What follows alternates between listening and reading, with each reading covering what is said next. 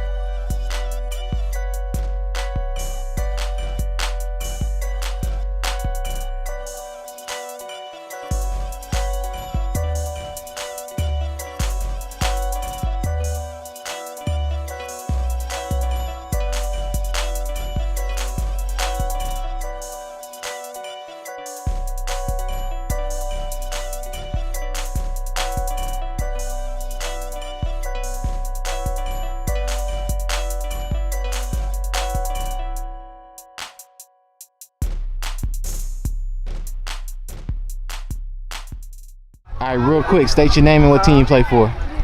My name is Gregory Jackson III, and I'm playing for Lions, Spring Lions. How you do today? I did good in the first half. I was doing kind of bad, and then in the second half, I should have turned it on and hit. All right, tell me about when you got hit. Is that the first time you got hit like that? In the first quarter? Yeah. How did that feel? It didn't hurt. It's just Did it shock you a little bit? no. I never give up. All right. Tell me about the first half. What was going on? Why couldn't you break one? My ankle was kind of hurting before the game, and I wasn't winning that fast. All right. Tell me about those long runs you had.